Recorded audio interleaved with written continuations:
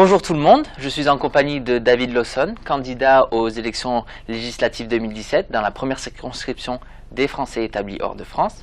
Bonjour. Bonjour et merci de m'accueillir aujourd'hui avec vous. Merci d'être venu dans les studios de Bonjour America. Donc d'abord pour commencer en quelques mots, est-ce que vous pouvez vous présenter?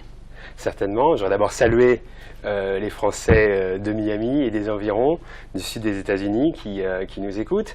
Je m'appelle David Lawson, j'ai 48 ans, je réside à New York, je suis papa de 2 enfants. Je vis à New York depuis 20 ans maintenant, je suis très investi dans les questions de Français de l'étranger et d'expatriation. Je travaille pour une organisation américaine qui s'occupe du droit et de la santé des femmes en Afrique, en Asie et dans le sud des États-Unis. J'ai passé beaucoup de temps dans ma vie à l'ONU, où j'ai également présidé l'association des Français fonctionnaires internationaux de New York, où j'ai également eu à traiter des questions d'expatriation dans le cadre très spécifique onusien.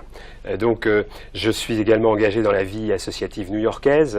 Je travaille à Roosevelt Island avec le bureau du gouverneur de New York à améliorer les développements de cette petite île entre le Queens et Manhattan, pour ceux qui connaissent.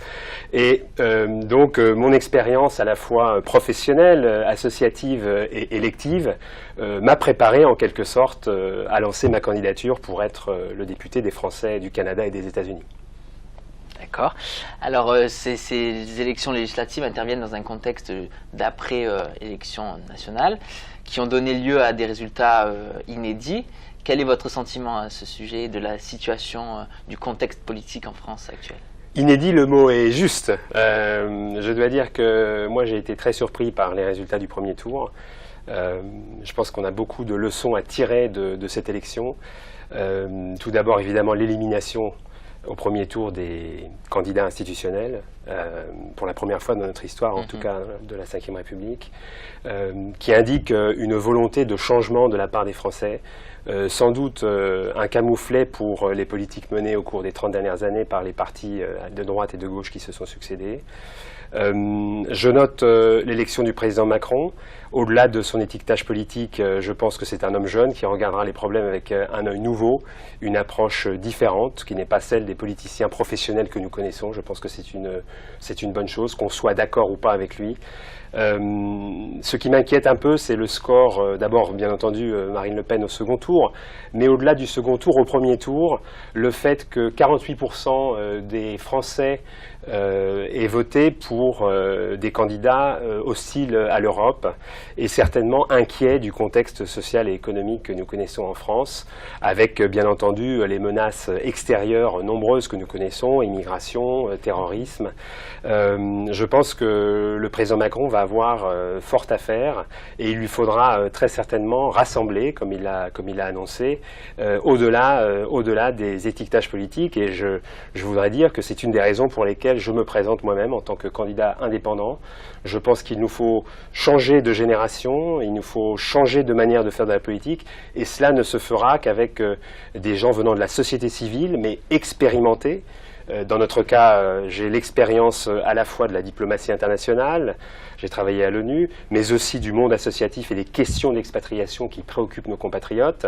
Et je pense qu'avec plusieurs élus, avec ce profil renouvelé, nous parviendrons à modifier les choses et à avoir des approches un peu différentes de notre vie politique.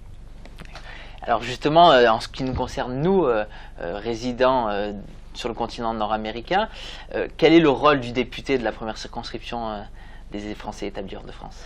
Alors, moi je pense que le député de l'étranger, il a ce rôle à jouer, bien entendu, participer à l'élaboration des lois, contrôler l'exécutif, représenter sa circonscription, mais nous sommes à l'étranger. Et aux États-Unis, au Canada, nous avons une circonscription extrêmement dynamique, avec des Français talentueux, en quête de partenariat, beaucoup de jeunes, une population très jeune, beaucoup de créateurs. On a beaucoup de potentiel, si vous le voulez, pour un député de développer de nouveaux partenariats. Je pense que le député doit être présent dans la circonscription. Moi, je résiderai à New York, à la différence du sortant. C'est quelque chose qui m'importe parce que je pense que les Français, nous avons la chance ici d'être à Miami. Moi, je vis à New York. Il y a beaucoup de Français qui se trouvent en dehors des zones urbaines et qui ne se sentent pas représentés. Moi, je serai à leur écoute et j'irai à leur rencontre. Je mettrai en place des systèmes de permanence parlementaires rénovés qui me permettront d'avoir des bureaux parlementaires fixes, un au Canada, un aux États-Unis, ce qui fait que quand je ne serai pas là, on aura quand même une interface pour moi sur le continent nord-américain. J'irai à la rencontre des Français, c'est-à-dire que je passerai beaucoup de temps sur le terrain et non pas à Paris. Évidemment, il faudra participer aux sessions de l'Assemblée nationale, mais je serai au contact des Français et j'irai surtout les voir dans les endroits où ils se sentent parfois un peu délaissés ou abandonnés.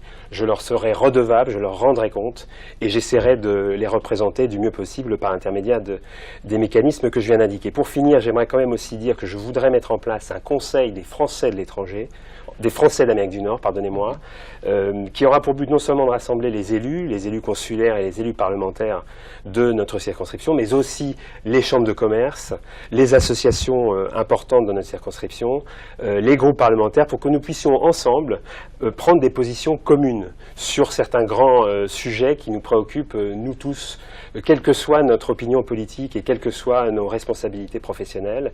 Je veux créer du lien entre les Français, un lien pas seulement social, on en a besoin, mais un lien aussi professionnel, un lien institutionnel. On a beaucoup d'initiatives de grande valeur ici aux États-Unis et des Français qui pourraient être mis en contact et d'abord renforcer l'image de la France aux États-Unis et au Canada, mais aussi servir de relais pour des entreprises françaises, des universités françaises qui pourraient avoir envie de venir travailler en Amérique du Nord. D'accord. Alors vous avez parlé des principaux thèmes sur lesquels vous allez vous pencher pour les expatriés. Quels sont ces thèmes principaux de votre campagne et pour après quand vous allez être élu, si vous êtes élu? Alors un thème important, je viens de l'aborder, c'est le renforcement de la fonction. Je parle de donner toute sa plénitude à la fonction de député. J'ai abordé quelques sujets brièvement.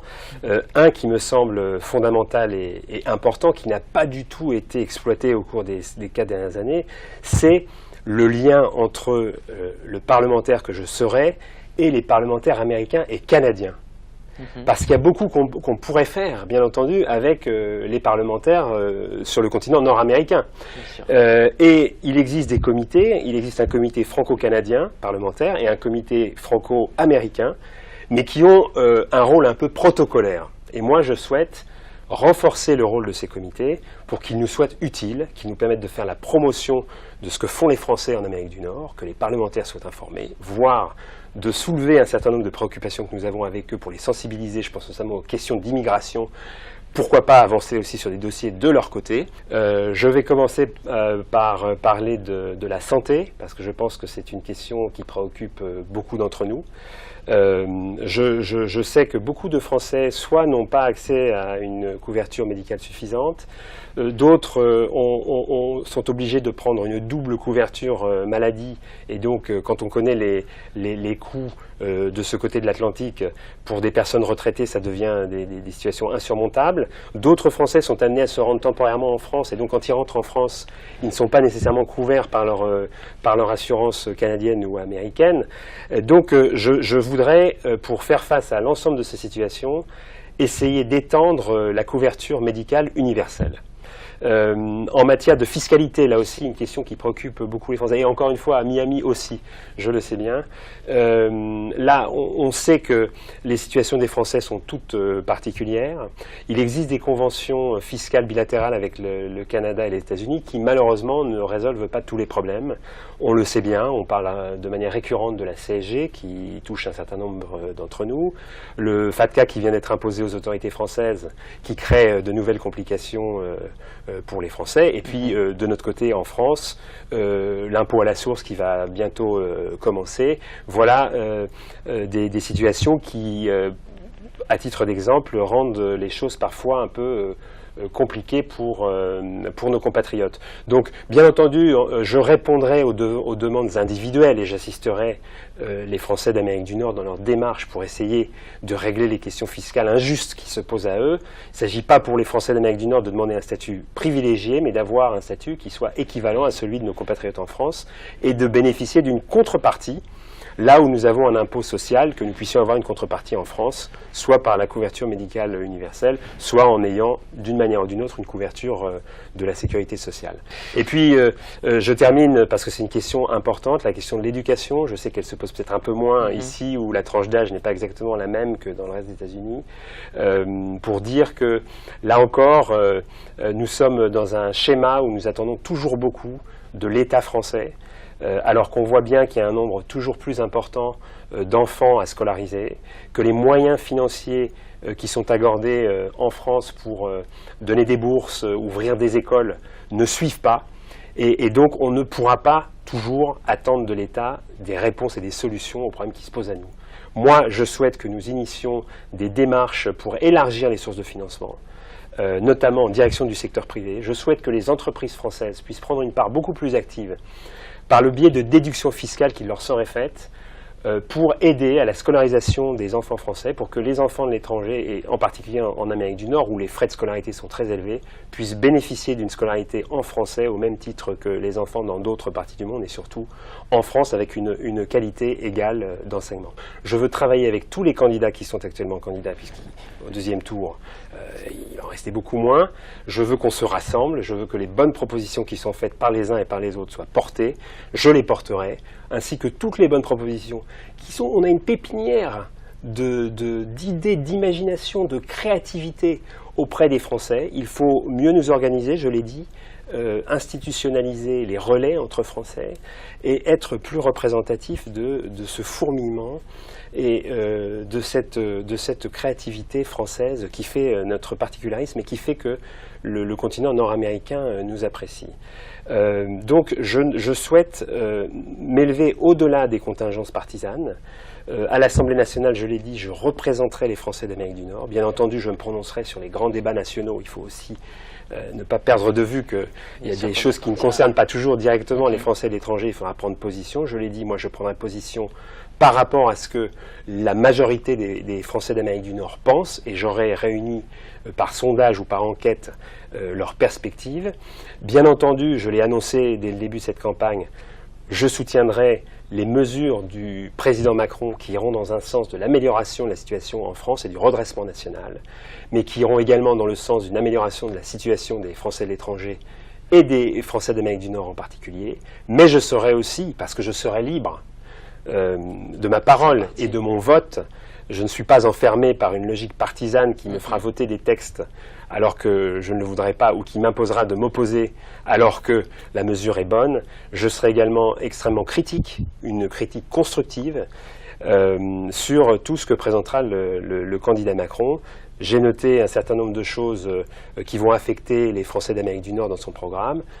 Moi, je veillerai et je m'opposerai à toute mesure qui stigmatise les Français de l'étranger, et notamment en matière fiscale. Vous avez vu que le président Macron a prôné dans son programme. Il faudra voir comment les choses vont être mises en œuvre. Je ne veux pas prendre trop d'avance, parce qu'évidemment, en fonction de la représentation nationale, les choses peuvent évoluer. Mais l'augmentation de la CSG que nous combattons depuis des années de ce côté de l'Atlantique, évidemment, je m'opposerai vigoureusement à ce type de mesures et tout autre qui aura pour impact de nous porter préjudice. Mais je serai extrêmement constructif, je l'ai dit, et j'entends travailler avec les parlementaires pour les sensibiliser, l'ensemble de la représentation nationale sur ce que nous faisons ici en Amérique du Nord. Évidemment, les textes de loi que je proposerai et les amendements que je proposerai, ce ne sera pas le fait d'un seul homme. Moi, je travaillerai en équipe avec mes collègues parlementaires. Je serai beaucoup plus actif en termes de plaidoyer pour sensibiliser les membres du gouvernement sur les problématiques des Français de l'étranger. Ils ne sont pas assez au courant. Et donc, parfois, on a des mesures qui sont prises par manque d'information. Donc je serai, moi qui ai fait du plaidoyer politique toute ma vie, je serai effectivement très actif auprès des gouvernants, quelle que soit leur couleur politique. Comme je l'ai dit, je pense que nos thématiques dépassent les petites guéguerres partisanes, et j'entends être le candidat indépendant qui représentera les Français d'Amérique du Nord et qui aussi espère faire évoluer la politique et le système politique qui est le nôtre et la manière de faire de la politique avec un renouvellement, à la fois l'homme que je suis, mais aussi les méthodes pour le meilleur de la France. Ben merci d'être venu et d'avoir répondu à mes questions.